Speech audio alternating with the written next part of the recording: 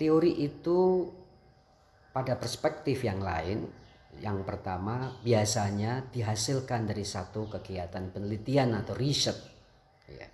Riset, kembali, search itu mencari kembali, meneliti. Ya. Itu biasanya teori dilakukan dengan cara menggunakan pendekatan riset dengan metodologi penelitian. Metodologi penelitian itu merupakan bagian dari satu epistemologi dalam filsafat sains yang mencoba mencari kebenaran, ya, dengan bertumpu pada paling tidak 3 aspek penting dalam riset itu. Bertumpu pada reasoning atau pada logika atau pada nalar gitu.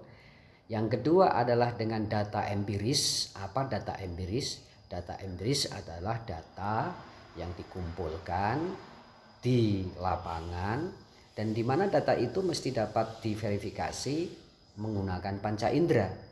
Bisa didengar, bisa dilihat mungkin, ya, atau paling tidak mungkin bisa dibau, bisa dirasa dengan lidah kita, atau bisa diraba dengan telapak tangan kita. Nah, panca indera itu yang akan menjadi basis pembuktian secara empiris.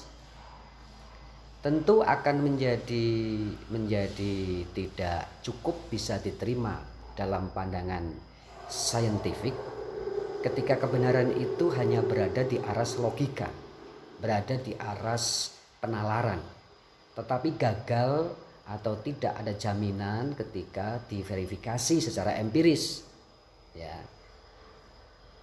Jadi 2 itu mesti harus melengkapi data itu, ya, atau kebenaran itu mesti dapat diterima oleh akal sehat, dan yang kedua dapat dibuktikan secara empiris.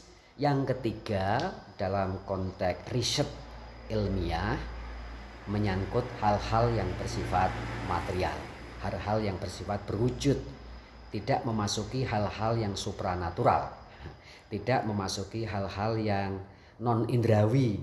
Jadi dunia gaib tidak masuk di dalam kajian riset ilmiah. Teori itu biasanya dihasilkan oleh satu kajian-kajian riset. Itu dalam perspektif yang lain, hakikat teori akuntansi, ciri yang pertama itu. Ciri yang kedua, ya, di samping tadi yang di slide sebelumnya ada 5 karakteristik atau 5 ciri, maka dalam perspektif yang lain ini ada ciri yang kedua, yaitu bahwa teori itu adalah substansi atau bagian dari batang tubuh ilmu atau sains. Ini untuk menjelaskan bahwa sesungguhnya ilmu atau sains itu kontennya, isinya adalah kumpulan dari teori. Ya, jadi himpunan teori itu akan membentuk satu set batang tubuh ilmu. Gitu. Apa ilmunya? Economics atau ekonomi. Ilmu ekonomi atau economics. Maka ia terdiri dari beberapa teori tentu yang serumpun, yang muaranya adalah menuju pada penjelasan tentang bagaimana manusia memenuhi kebutuhan hidupnya. Teori-teori yang bermuara kepada pemenuhan kebutuhan hidup manusia dihimpun dalam satu cabang ilmu yang disebut economics. Ya. Ini biar kita paham dulu apa itu teori, ya. Itu kedua.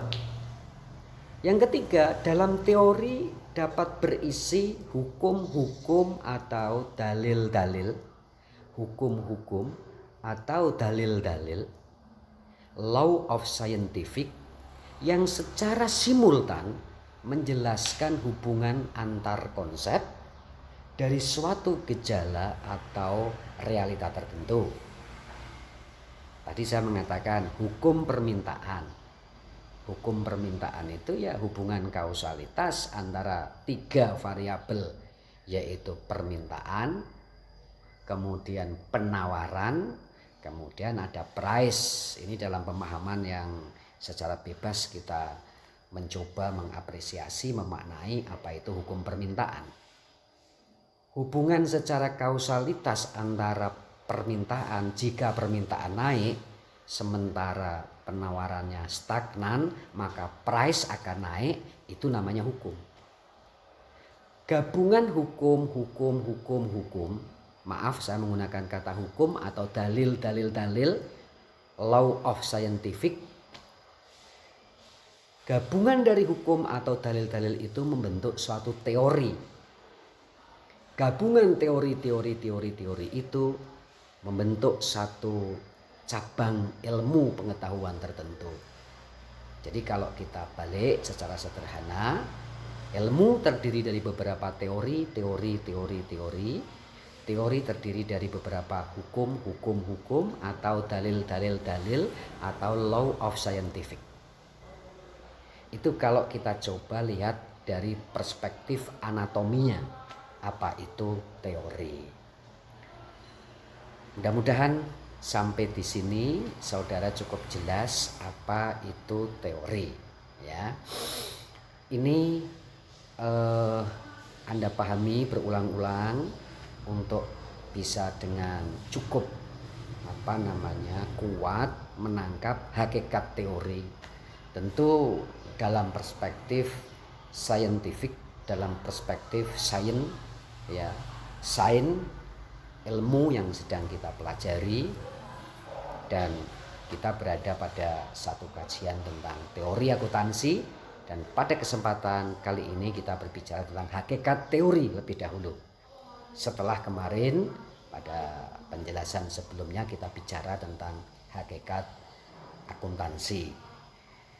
Bahasan berikutnya saya akan mengajak saudara untuk memperdalam, ya, melalui slide-slide berikutnya. Untuk lebih memahami apa itu teori, maka akan kita kembali berbicara apa itu ilmu. Sekalipun di awal tadi saya sudah menjelaskan bahwa ilmu itu terdiri dari teori-teori atau kumpulan dari beberapa teori. Kalau kita coba nanti bandingkan dengan apa itu filsafat dan apa kebenaran-kebenaran sebagaimana menurut ajaran agama. Kajian ini sesungguhnya saudara-saudara sekalian pernah kita pelajari, maaf tertulis pelajaru, telah kita pelajari pada saat mata kuliah metodologi penelitian. Pada slide-slide berikutnya saya akan menjelaskan apa itu ilmu, apa itu filsafat, apa itu agama, agar posisi teori yang sedang menjadi fokus kajian kita tertangkap jelas. Dan pada nanti slide berikutnya kita akan coba pertemukan apa itu teori akuntansi. Saya pikir pada pertemuan kali ini atau pada penjelasan kali ini, biar tidak menumpuk terlalu banyak materi yang saudara harus pahami, kita akhiri dulu. Kita lanjutkan pada video berikutnya untuk menjelaskan lebih dalam apa itu ilmu, apa itu filsafat, dan apa itu agama, dengan maksud pemahaman tentang teori semakin jelas. Terima kasih, sampai di sini dulu. Assalamualaikum warahmatullahi wabarakatuh.